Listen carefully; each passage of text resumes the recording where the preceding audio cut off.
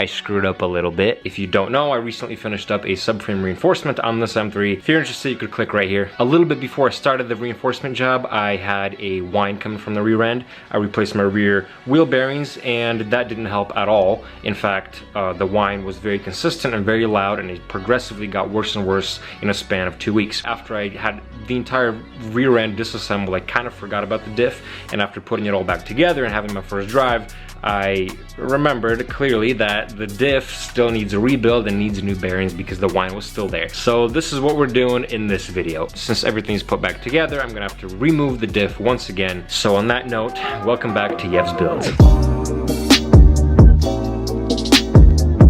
First off, once you get down there, obviously I'm just gonna be removing a bunch of panels, a bunch of unnecessary things that are gonna be in my way, like the exhaust, like the axles. I'm gonna have to remove them. There's 6 bolts on each axle. Everything that's gonna be in the way, all the panels, I'm gonna remove them, and then we'll get to the diff itself.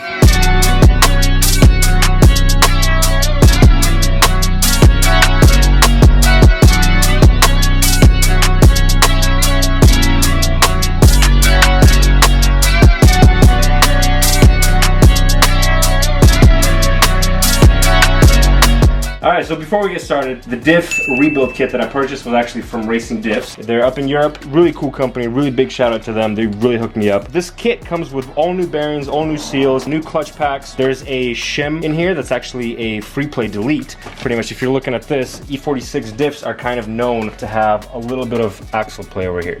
So it's supposed to be, apparently this is normal, but what this kit does actually gets rid of that, so that way your diff feels nicer and tighter, there's less play. But this one, if you look at my diff right now, I am desperately in need of replacing the bearings, because if you look at this one, not only does it move vertically up and down or forward and back, it actually moves from side to side. You can see that. So that is not good. I'm pretty sure this bearing is busted. First step, you drain the fluid. Obviously take the diff off. I'm not going to show you none of that. I mean, if you're doing this job, I'm pretty sure you know how to take the diff off. It's quite simple. You take the exhaust, all the plastics, all the shields, the drive line, disconnect it, and you remove it. It's really simple. First thing we're going to do after we drain the fluid is actually going to be removing this rear cover. Take a 16 mil, get these loose.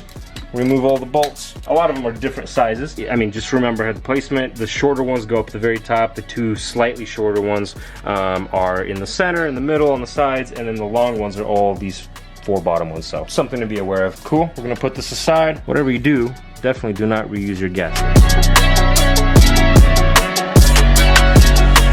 This is the actual LSD unit itself. You want to take either a crowbar or something, pop it out.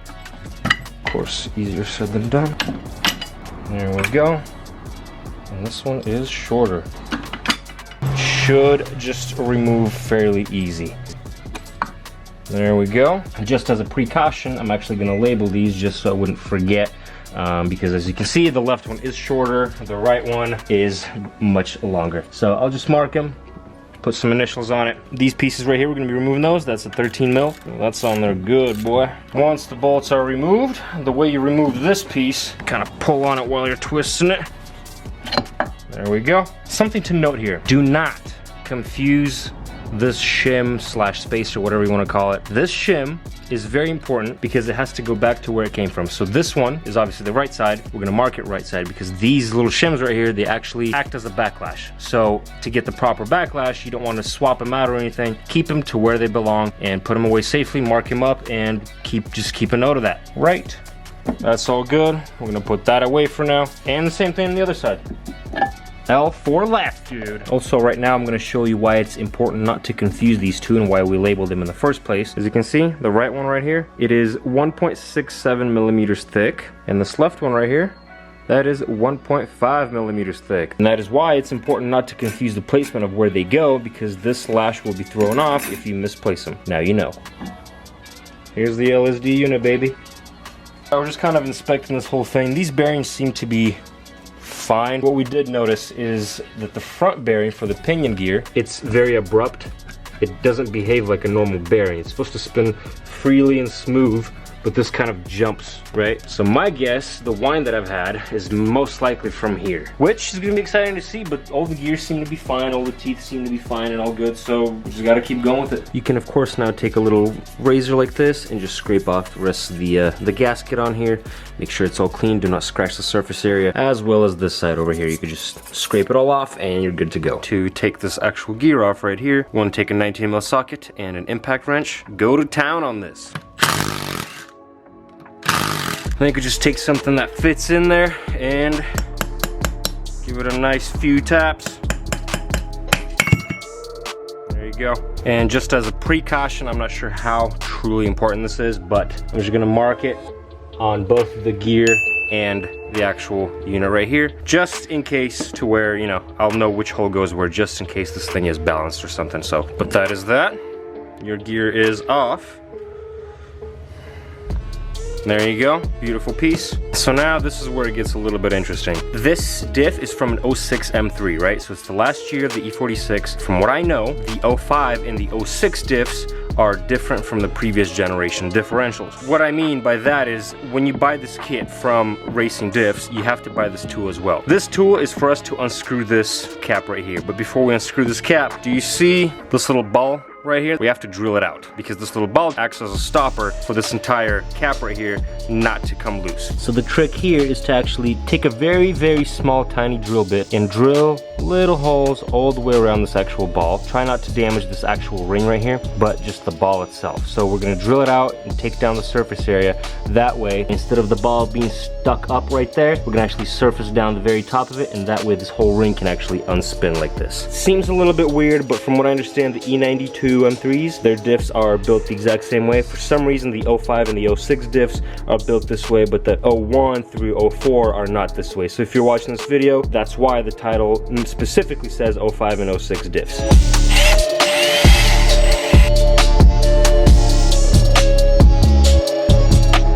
And after a long while, after a lot of drilling, this ball is finally able to come out. It is out. We do not need it, but do not worry. What's gonna happen, since the clutch stack is gonna be actually a little bit ever so slightly thicker than the OEM one, this ring right here is gonna be sticking out more, which means it's not gonna actually go back to this spot right here. It's gonna end about a centimeter or two away from the original spot. That way we'll put some Loctite on the threads and it'll lock itself up. Since this is reverse thread anyway, it will not unspin. So that's their procedure of doing it. I am just following it. Since this is an 05 and 06 differential, you will need this special tool. What it does is it locks in into these holes right here, and you unscrew it. Make sure to put this in some sort of vice grip. Unscrew this thing. It is reverse thread. Let's get it.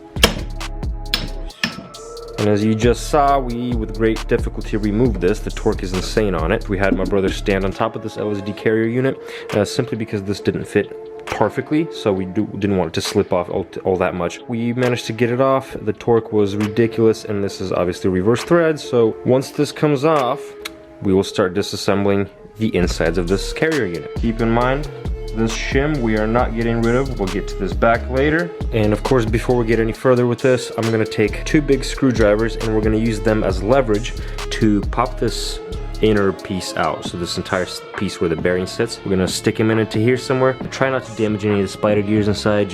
I'm gonna pull them up, give it some leverage, and try to pop it out. Great, so when you open this up, we are going to be cleaning everything before we apply it back in. But wipe it down a little bit. We're going to be grinding off this bearing, putting a new one on before we put everything back in. But for now, let's pull these clutch gears out, right? These are the clutch packs. Just for the sake of this video, I will measure these out for you, and I will show you that these are actually ever so slightly thinner than the new ones that we got from Racing Diffs, and that's going to be also a compensation for play that we're going to be getting, and also they're just going to be more grippy, so that's a good thing. Order of operation is pretty simple. This pressure plate, it doesn't go on anything besides the spider gear right here. You can see it doesn't even go past the actual teeth of the spider gear. It just kind of sits there. It doesn't even sit on the actual gear if you think about it. It actually sits on these little rims right here. There's 4 little corners, 4 little walls, right? It sits on that, so it doesn't even touch the gear, because obviously the gear is what spins in between, right down in there. It spins all those spider gears, as you can tell. Very soothing, very satisfying. there's only one way for this gear to go on top of this one, and it is the side with this very, very small lip on it. This side doesn't actually have any sort of lip or anything. It's this side, and it goes on top right here onto the spider gear, the big one. We're gonna be washing this, of course. Now, to get those spider gears out, we're gonna have to take some needle nose pliers. There is a little safety C-clip in here, and one on the other side as well. So there's 2 safety clips, and we're gonna be pushing those pins out. There we go. 1 C-clip out. Cool. Put that away and flip it over. This is kind of annoying.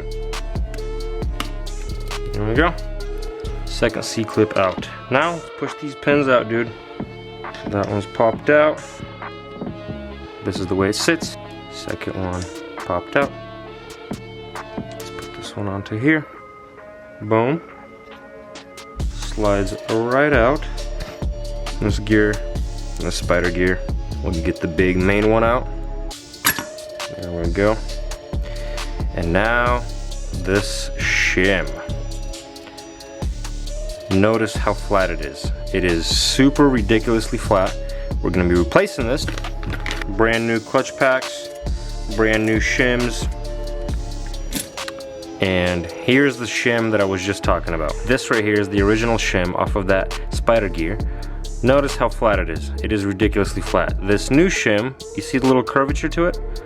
It is concaved, which means it's gonna be acting like a spring, right? It's gonna be sitting like this, flush with the spider gear. If you reverse it, you could tell the distance right there, right? So this is going to be acting as a spring when we're going to be adjusting and putting it all in. But this is the way it sits. We're going to be putting it back in. We will oil it all up, and yeah, so this is the shim that we're going to be replacing and getting rid of the free plate. This is the original clutch pack. As you can tell, there is definitely way more of them than the new one. This is the new one, this is the old one. There is definitely a lot more pieces to this puzzle than this one. So I'm curious to how they measure out in thickness. About 14.4 millimeters. Okay, that's the old one.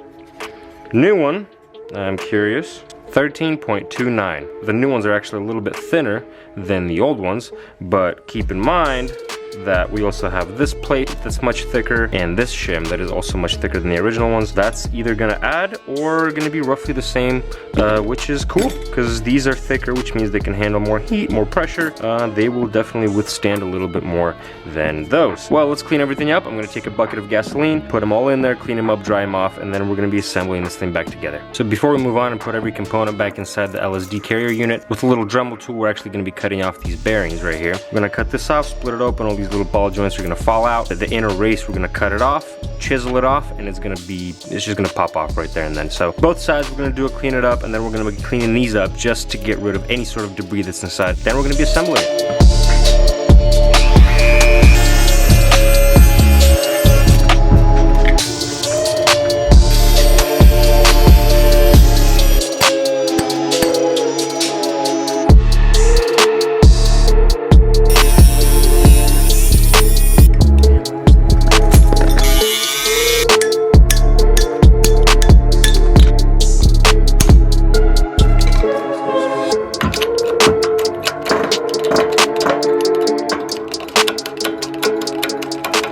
Alright, cool. So now we're going to be assembling the actual carrier unit itself. Before we put the pins in, we got to put the spider gear in. The spider gear has a shim on it. It's a spring shim. What this does is gets rid of free plate. So we're going to put that in. We're going to lube it up with differential fluid, put it on. So it has to sit flush on the bottom of that spider gear. You want everything to be nice and lubricated from both sides.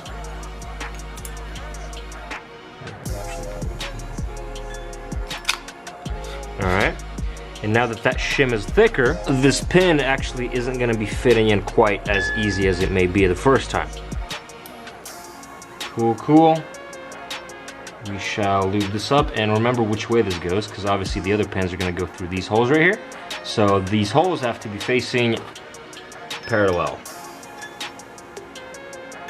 There we go. See, now it doesn't want to fit. Okay, now we got to go to the press. We got to press the spider gear in a little bit. That way this pin actually goes all the way through, and we could put the rest of the spider gears in. Человек, пошли на пресс.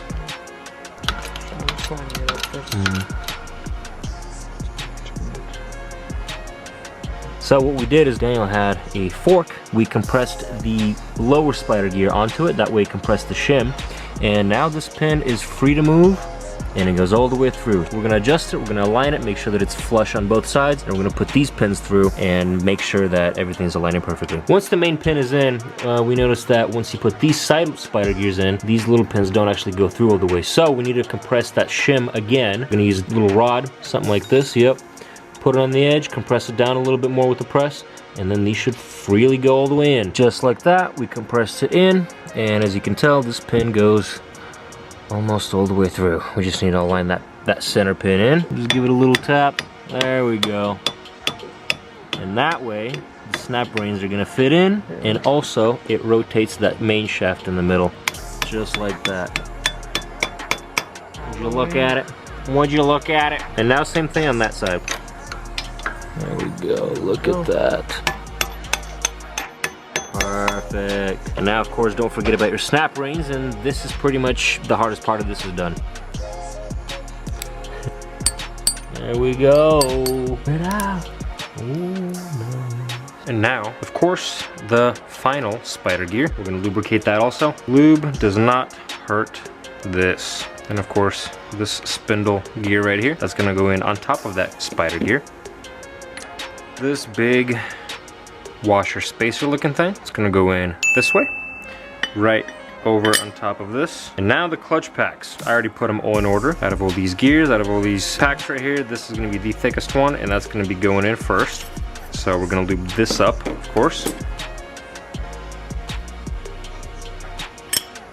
Cool, that is centered. And then the actual clutch plate right here. Nice, that is in there nicely. And just keep going. Make sure that they're in the correct order. First is this pack right here with the teeth on the outside, then the clutch pack with the teeth on the inside. So just put that all one by one.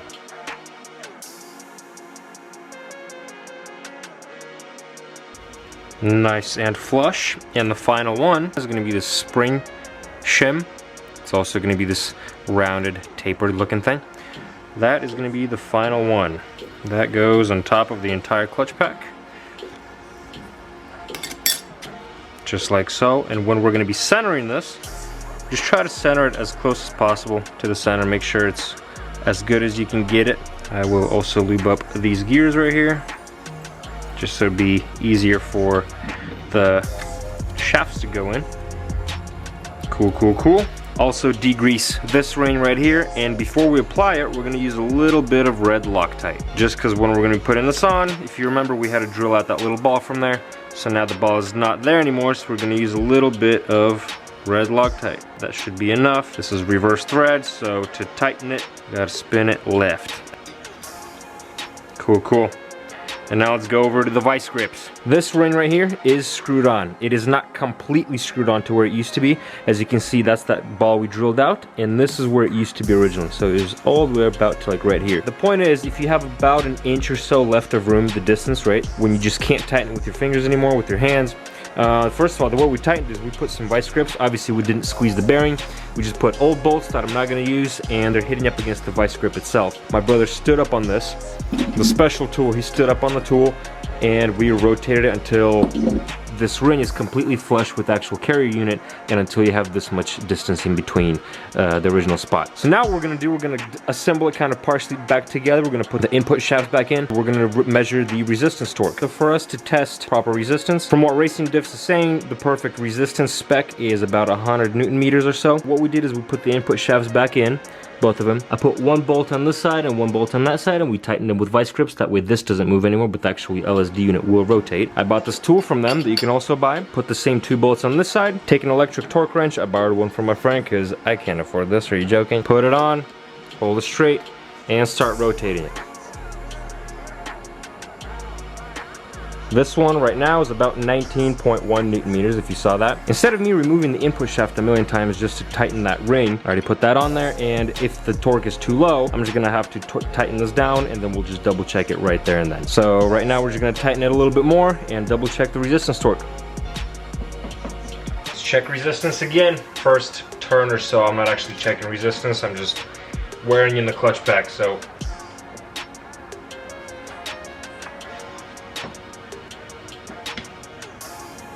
but it is at 94.9, so we are getting closer to the correct parameters and the correct torque, but not quite there. 88.7. We gotta tighten a little bit more.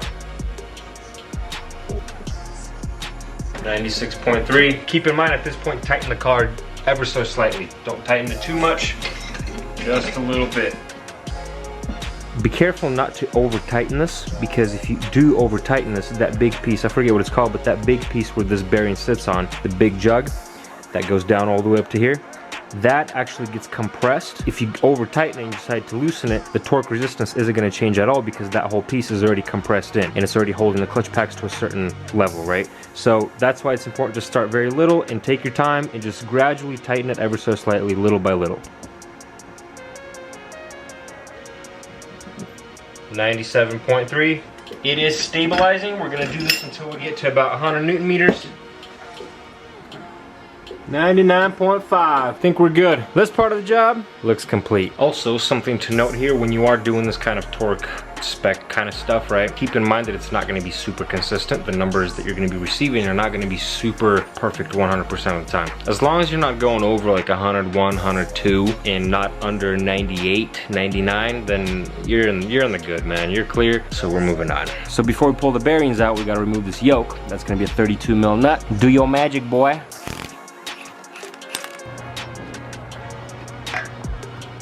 Dunzo. Now we gotta push the actual pinion out. We got movage. That is out. Inspect it. Make sure nothing's bad on it. I mean, we're replacing these bearings anyway. Boom. Seal's out. And then that bearing is... Oh no, it has some scoring. That's some heavy scoring. Oh, look at that. A whole chunk missing. And that is what made my diff made a big ass whine, dude. Now we gotta get those inner races out, right, for where the bearings used to be. This ring right here, and that little lip right there, that one is gonna be pushed out. Simple as that. You wax with the hammer around the edges. Well, that's out, and time to get the bigger one, and we're gonna do this one from this side, obviously. Go. This bearing off the pinion, we're gonna cut a slit here, pull this all off, and then cut the actual inner race out.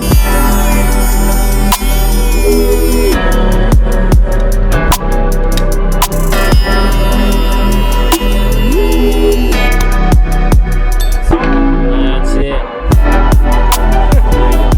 You're just trying to get this off from that without causing any damage. You don't want to scratch anything on here because this is supposed to stay mirrored. Do not want to damage or scuff anything. And of course, to press in that pinion bearing, you want to use a long tube that fits perfectly on the inner race, because otherwise, how else are you going to do it? Perfect. Nice. Beautiful. So before we get going, we put the LSD unit back in, put all the bearings back in. I figured I will clean the sucker up, because if you haven't seen my subframe reinforcement video, I pretty much kind of restored the entire underside of the SEM 3 right here. I'll be repainting this and kind of restoring, give it a fresh new look. I'll take this brush right here, this metal brush. I'll be careful not to get on any of these seal surface areas, right? None of this, nothing where there's gonna be a seal on. Only just these major areas that have like a little bit of rust on them. I'll try to get the sticker off and reapply it later on, just, you know, for the sake of authenticity.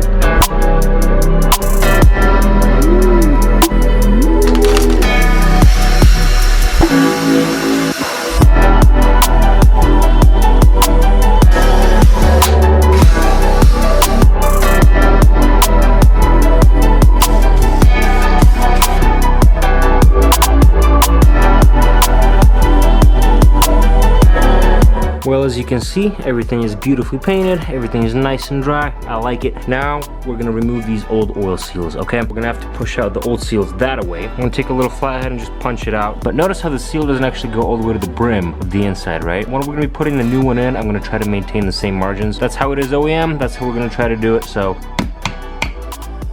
before we put the new wheel seal in, as you can see, there's a little race right here for the bearing. This is the outer race. We're gonna push it out. It's actually from the inside. We're gonna flip it out and we're gonna push it in that way. You can see that little lip, that edge right there. We're gonna push on it and push this race out.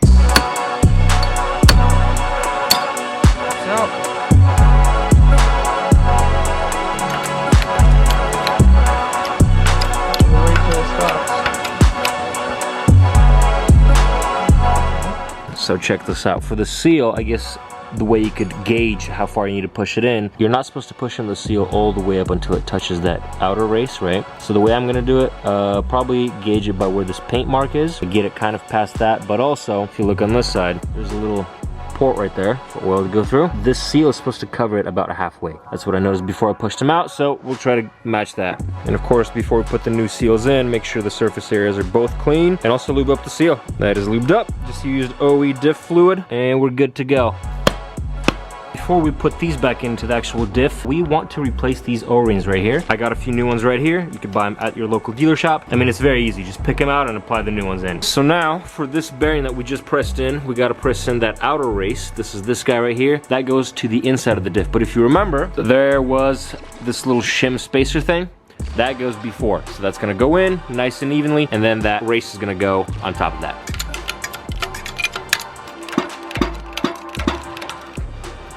We got footage. That shim doesn't move around in there. No, it don't. And obviously this race is, well, self-explanatory. Same thing. Beautiful. And this is where it gets interesting. Because if you're an average Joe like myself, this is probably as far as you'll be able to get into this entire diff rebuild procedure.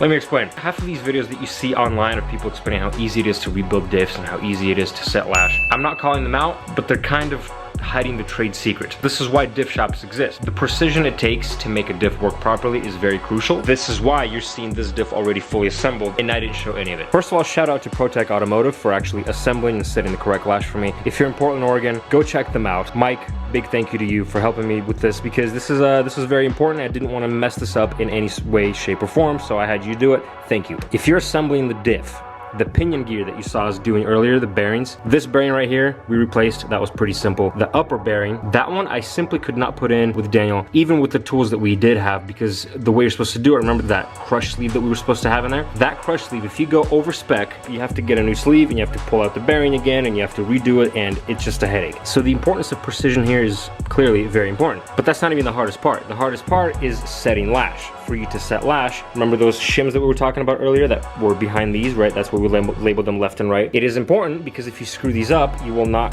get correct lash setting. Therefore, your diff is going to be either wearing out sooner than it needs to be, or it's just going to blow on you. That's as simple as it gets. Personally, I don't do this for a living. I just enjoy doing this kind of work on my cars, so I'm not going to invest into a whole bunch of tools that I'm only going to use once or maybe twice. The tools that I do have, we were capable of doing this. Shout out to Daniel as well. He helped me out with the press. You could get a press at Harbor Freight for 200 bucks, you know what I mean? But the precise tools, you just can't come across all the time, and also they're pretty up there in price. So this is why you're seeing this diff pretty much fully assembled at this point, because we did what we could do with the tools we have. That's why they don't really show much in all these videos you see online, because it's a trade secret, like I said earlier. There's a lot that goes into it. If I were you, if you're thinking of doing this kind of job, do what you can do. The rest, give it to a shop, pay the extra $1. A reputable shop will do exactly what they're supposed to do. I had Mike double check my work, the work that I have done on the diff so far, and he said everything was great, so I trust him. They're rebuilding the V10 M3 currently, so you know what I mean. I trust them because they know their stuff, man. They know their stuff. But at this point, it's very simple. Everything is already set. Everything, the lash is set. Everything rotates smooth and freely. We're gonna clean off the surface area with some sort of degreaser, as well as this area right here. We're gonna put that degreaser on there, clean it all off, and then that gasket, we're gonna be applying that. And at this point, the diff is literally about to go in.